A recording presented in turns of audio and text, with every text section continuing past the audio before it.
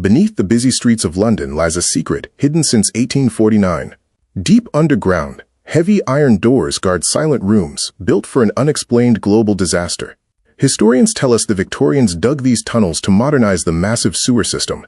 However, blueprints recently unearthed reveal strange chambers lacking any connection to the water network.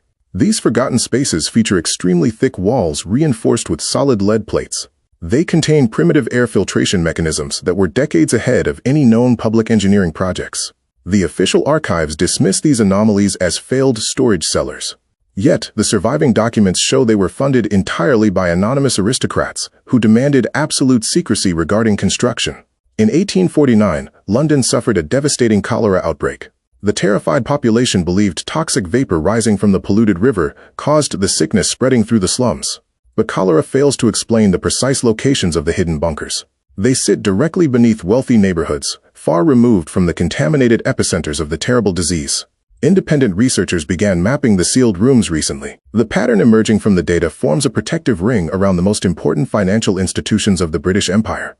What kind of disaster were the elites anticipating? The heavily armored doors lock exclusively from the inside, suggesting a desperate need to isolate themselves from the world above. The lead lining provides a vital clue to the mystery. Lead stops radiation, a concept entirely unknown to classical science during the middle of the 19th century era. Some alternative historians propose they feared a celestial event. A meteor impact or intense solar flare could generate atmospheric anomalies that only deep subterranean isolation could potentially survive.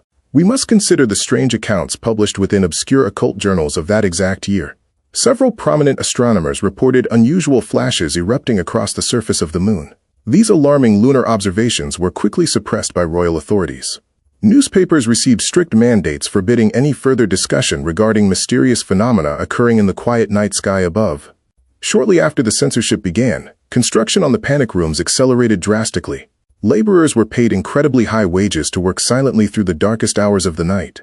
Foremen oversaw the delicate installation of specialized copper ventilation shafts.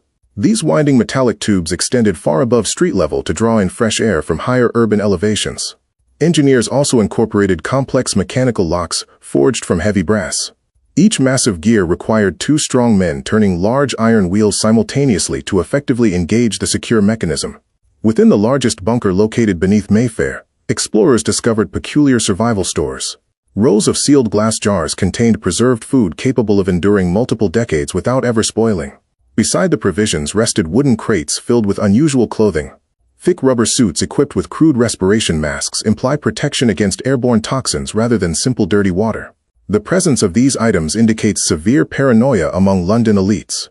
They truly believed an apocalyptic event was rapidly approaching their grand civilization during that very specific season. To further deepen the mystery, numerous wealthy families suddenly fled the capital city. They purchased vast estates deep within the distant countryside to avoid the impending urban doom. Their abrupt departure coincided perfectly with the completion of the underground chambers. Yet the expected disaster never seemingly arrived to destroy the proud and booming Victorian metropolis above. Or perhaps the catastrophic event did happen exactly as they predicted. Some fringe scholars argue the disaster occurred secretly and was successfully covered up by the royal government. Look closely at the strange sickness that plagued the lower classes. Symptoms included strange burns and sudden extreme exhaustion, which contradict standard historical accounts of typical cholera infections. Could a massive release of natural subterranean gas have caused the mass casualties? The lead lining could have been an accidental barrier against invisible radon poisoning seeping upward. Another theory focuses on a rogue comet passing dangerously close to Earth. Toxic atmospheric dust might have gently rained upon the unprepared population dwelling outside the safe bunkers. This astronomical hypothesis gains credibility when examining the private journals of Lord Harrington. He repeatedly noted intense red skies during the exact month the underground construction abruptly ceased. Harrington wrote cryptically about a great shadow passing directly over the grand city. He claimed the lower classes suffered because they lacked the resources to hide safely below. Those who remained exposed in the streets died terribly, in massive numbers. Authorities simply labeled the tragedy as illness to prevent widespread panic from destroying the social order. Eventually, the red skies faded, and the terrifying atmospheric anomaly finally passed completely. The wealthy aristocrats cautiously emerged from their hidden sanctuaries beneath the newly quiet stone streets. After surfacing safely, the elite leaders immediately initiated a massive urban sanitization campaign. They poured heavy bleach across entire neighborhoods to erase any lingering physical evidence forever. The bunkers were subsequently locked away and erased from all official public maps. The remaining blueprints were deliberately destroyed or buried deeply within classified Royal Archival security vaults. Generations passed, and the memory of the Great Fear slowly transformed into myth. The sprawling modern city forgot the desperate survival measures hidden silently beneath its busy pavement. However, deep excavation projects during the 1920s accidentally breached several sealed walls.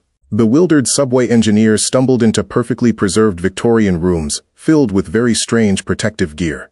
Government inspectors quickly arrived to strictly quarantine the unexpected archaeological discovery without delay. The bewildered tunnel workers were aggressively sworn to total secrecy under threat of permanent imprisonment. Concrete was rapidly poured to reseal the compromised access shafts from public view. The modern transit authority simply redrew their planned routes to actively avoid these forbidden sectors. Yet whispers among urban explorers continue to circulate across the modern underground community. Some daring individuals claim they have recently found alternate drainage pipes leading inside the bunkers. Grainy photographs uploaded anonymously to hidden internet forums show vast underground corridors completely untouched.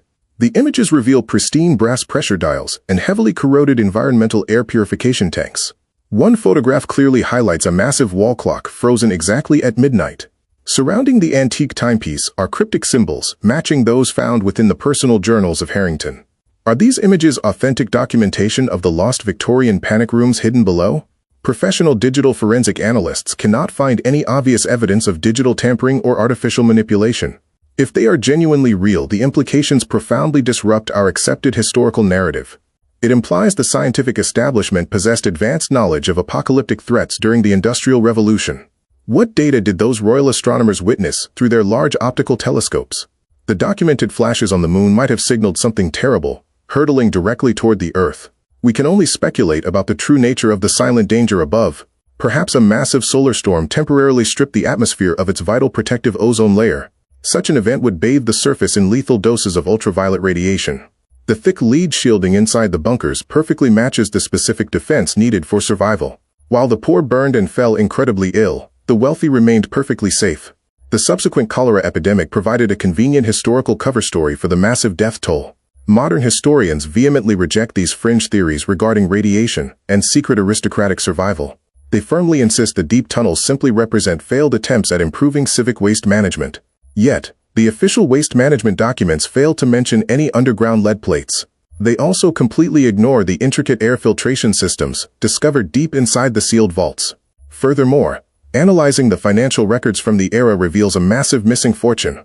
Millions of pounds simply vanished from the central bank, without any valid explanation or receipt. That amount of missing wealth aligns perfectly with the exorbitant cost of materials. Sourcing extremely rare metals and funding secret labor would heavily drain the vast national reserves. Today, a few prominent entrances remain subtly disguised as standard utility access covers.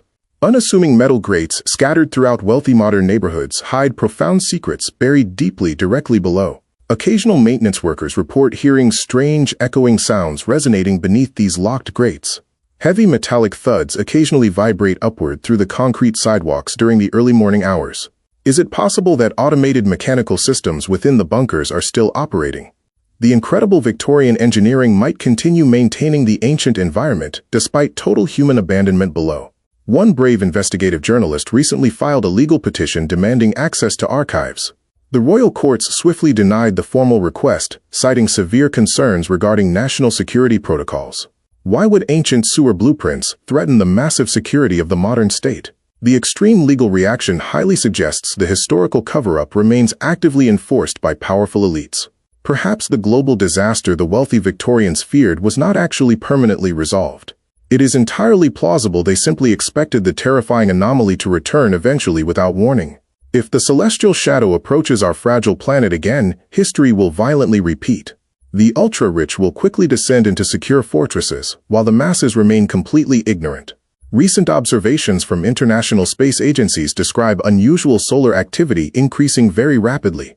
Mysterious bursts of cosmic energy echo the strange astronomical reports recorded during 1849. Furthermore, a sudden surge in private bunker construction across the world seems suspicious. Elite tech billionaires are purchasing massive underground properties equipped with the latest environmental purification technology. Are they preparing for the exact same event that drove the Victorians underground? The historical parallels between the two eras are incredibly striking and undeniably terrifying to analyze. We must relentlessly question the official narratives provided by our current government institutions. The true history of human survival is deliberately hidden away behind heavy iron vault doors. The dark subterranean depths beneath London harbor a deeply frightening reality concerning humanity. A silent testament remains guarding the absolute truth from those walking blindly in the sunlight. Ultimately, the panic rooms of 1849 serve as a profound warning. When the mysterious shadow finally returns, the locked iron doors will never open for us.